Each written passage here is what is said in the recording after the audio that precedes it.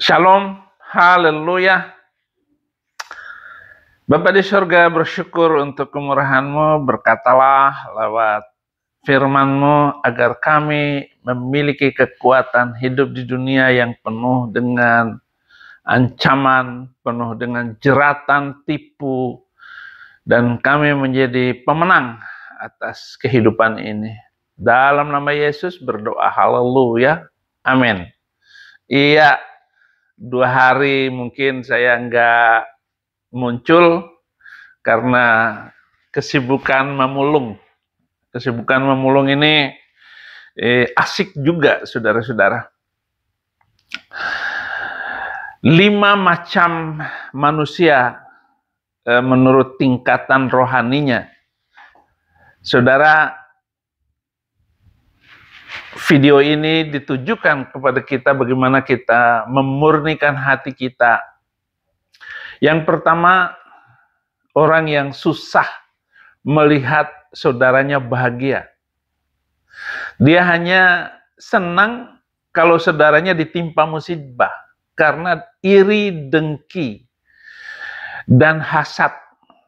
Inilah yang dimiliki oleh orang sono, orang yang seagama dengan saya dulu.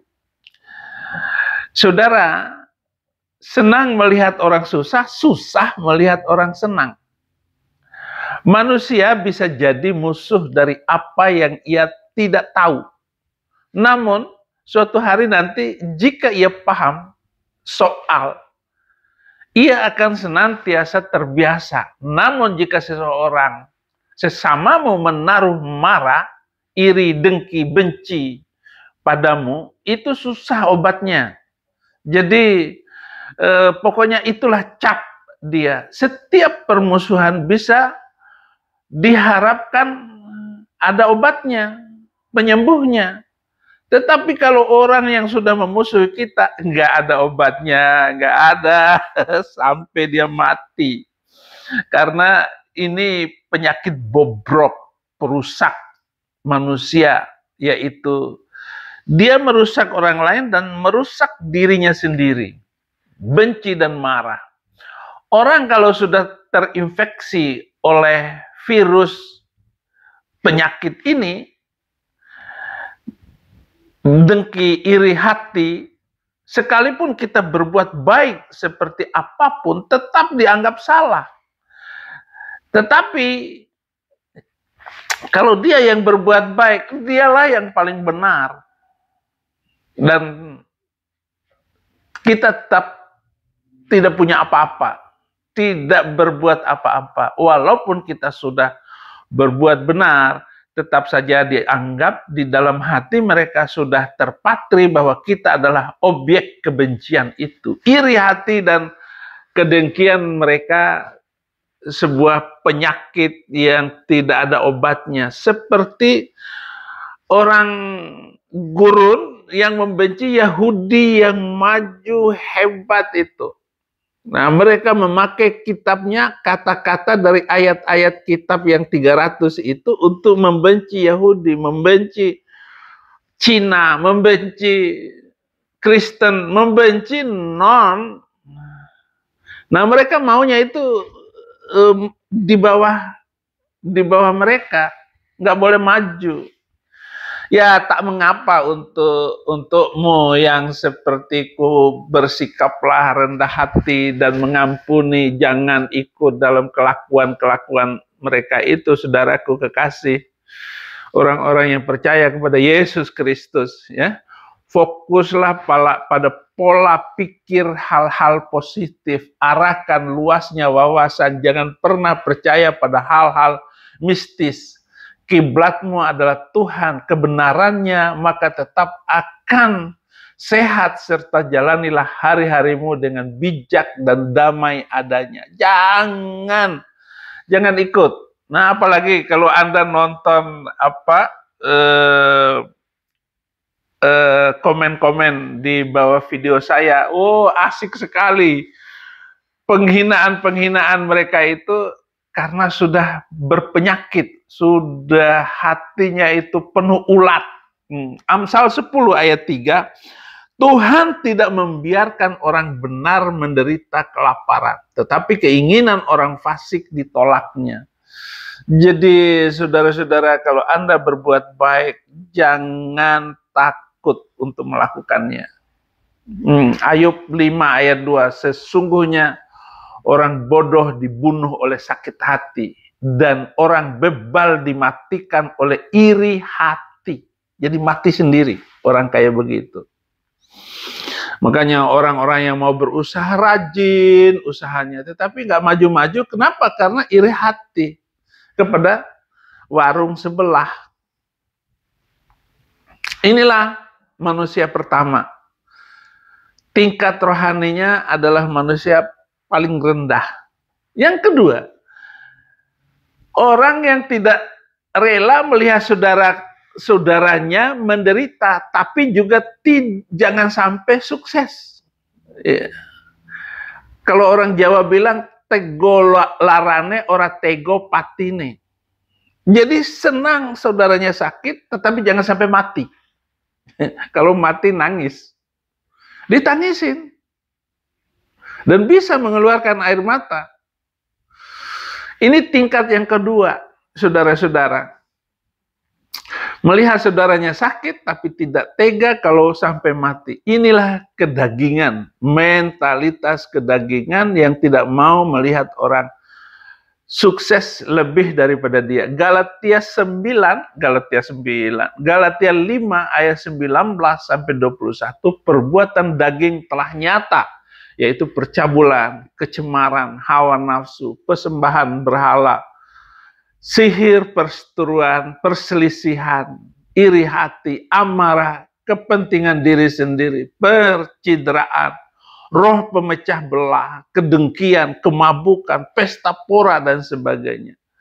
Terhadap semuanya itu kuperingatkan kamu, seperti yang telah kubuat dahulu, bahwa barang siapa melakukan hal-hal demikian, ia tidak akan mendapat bagian dalam kerajaan Allah. Artinya nggak bakal masuk surga. Tipologi orang kedua ini. Kalau orang yang pertama ya neraka. Yang kedua ini, ya neraka juga. Haleluya. Dengki, iri hati, percabulan, ya. Tinggalkan itu supaya menjadi gereja yang sehat dimanapun Anda berada. Jadi dimanapun Anda berada, maka gereja sehat.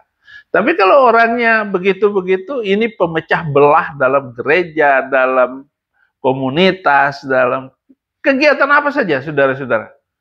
Kenapa? Iri hati. Mentang-mentang dia rajin. Nah, memang orang rajin itu benci sama orang malas. Orang malas musuhan dengan orang rajin. Orang kaya musuhan dengan orang miskin. Orang miskin, bagaimana dia berdoa supaya orang kaya bangkrut atau kekayaannya pindah kepada dia. Amin. Yang ketiga, tipologi bolehlah melihat saudaranya sukses, tapi harus di bawah kita, tidak boleh sama dengan kita. Ini juga dengki dengan saudaranya. 1 Korintus 3 ayat 2-3, demikian susulah yang kuberikan kepadamu, bukanlah makanan keras, sebab kamu belum dapat menerimanya, dan sekarang pun kamu belum dapat menerimanya karena kamu masih manusia duniawi. Sebab jika di antara kamu ada iri hati dan perselisihan, bukankah hal itu menunjukkan bahwa kamu manusia duniawi dan bahwa kamu hidup secara manusiawi? Kita ini hidup karena roh kita. Karena kemampuan kita, karena kecerdasan kita memahami firman Tuhan.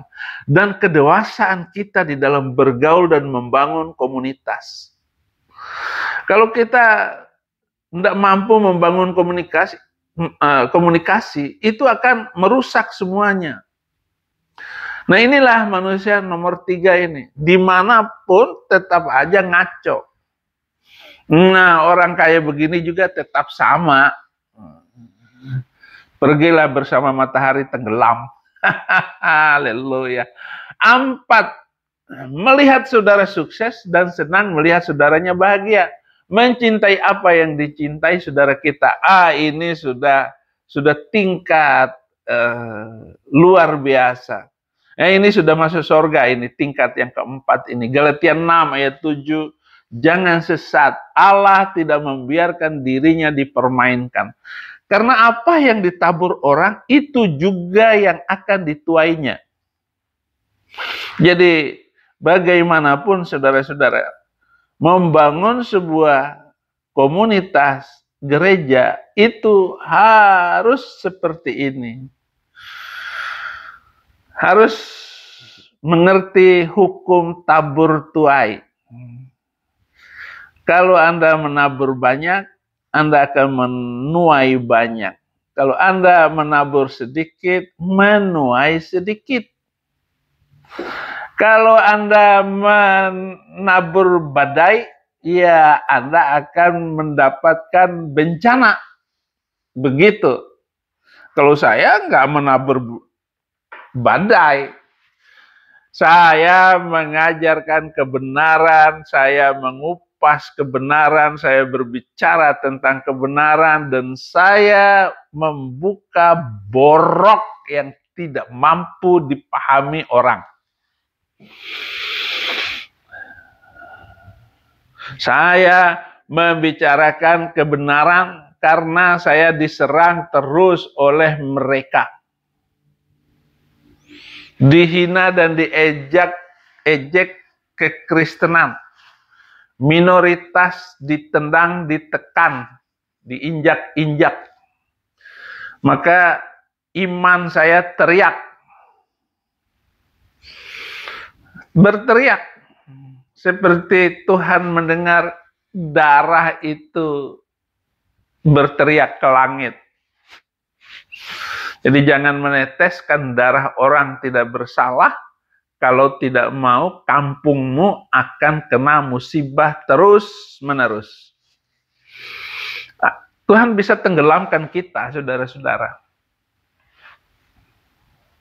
1 Korintus 1 ayat 27, tetapi apa yang bodoh bagi dunia dipilih Allah untuk memalukan orang-orang berhikmat. Dan apa yang lemah bagi dunia dipilih Allah untuk memalukan apa yang kuat. Itu yang terjadi, saudara-saudara. Jadi mereka semua pakai pangkatnya, titelnya, dia doktor. Yudas Iskariot. Yudas Iskariot itu, saudara-saudara, profesor, doktor, ahli ekonomi, ditempatkan oleh Tuhan Yesus sebagai bendahara pelayanan. Tetapi dia maling. Tuhan tahu dia Tuhan. Tetapi mau memperlihatkan bahwa orang yang pegang kuasa duit itu akan sombong, dia akan berkhianat, akan lebih banyak. Kenapa dia merasa diri dia kapan saja pegang duit? Sombongnya minta selangit. Makanya apa kata Tuhan ini? Tetapi apa yang bodoh bagi dunia dipilih Allah untuk mempermalukan orang-orang yang berhikmat. Saya nggak sombong. Tetapi kalau kalian bisa menunjukkan saya salah di dalam apapun khutbah saya selama ini, 15 tahun saya khutbah. Kalau saya salah, hebat kalian. Bahkan khutbah saya tentang kekristenan, apa salahnya? Nggak bisa. Nggak bisa ditemukan. Karena saya menggunakan dalil-dalil yang kuat. Nah, ini yang kelima, saudara-saudara. Manusia kelima ini manusia tingkat dewa. Manusia dewa itu begini. Senang dan bahagia melihat saudaranya sukses lebih dari kita sendiri. Dia bangga dan lebih baik dalam segala hal dari kita. Dia bangga sekali. Wah, ada orang Kristen luar biasa, Tuhan berkati dia agar dia bisa memberkati banyak orang, Tuhan. Dia bangga seperti inilah sikap yang harus dimiliki orang percaya. Matius 5 ayat 44. Tetapi aku berkata kepadamu, kasihilah musuhmu dan berdoalah bagi mereka yang menganiaya kamu. Ini sudah tingkat dewa. Semua nabi mengajarkan yang baik tentang iman. Semua nabi mengajarkan, tetapi Yesus maju selangkah dengan mengajarkan di firman tadi, kasihilah musuhmu dan berdoalah bagi mereka yang menganiaya kamu. Wih, hebat. Mengasihi musuh. Bukan mencari musuh. Apa baru begitu saja, baru nyumbang sedikit, mau ngatur. Nyumbang Natal, nah, ada itu di sana. Baru nyumbang Natal segitu, gara-gara nggak disebut namanya oleh pendetanya, nggak mau lagi datang ke gereja itu. Kasihan manusia kayak begini. Tetapi manusia yang hebat itu adalah mengasihi musuh. Kasihanilah musuhmu itu dan berdoalah bagi mereka yang menganiaya kamu. Dia sudah menganiaya saya, tetapi harus didoakan. Bagaimana? Saya akan tetap mendoakan kalian yang menganiaya saya. Mulai dari hakim, polisi, jaksa. Kalau ada keinginanmu dalam hatimu, saya tetap mendoakan kamu. Inilah yang diajarkan oleh Yesus Kristus. Jadi janganlah saudara-saudara, musuh saja harus dikasihi. Dan ini adalah pengajaran di luar agama-agama. Inilah ajaran kasih, bukan ajaran agama. Tapi Tuhan turun ke bumi mengajarkan kepada manusia kalimat yang tepat. Haleluya, Bapa di surga, terima kasih untuk renungan ini dan kiranya kami semua akan tetap melihat, memandang wajah-Mu. Jadikanlah kami pelaku-pelaku firman-Mu, tiada hari tanpa menginjil, tiada hari tanpa bersaksi. Kuatkan kami di dalam menjadi pelaku-pelaku firman-Mu. Haleluya, amin.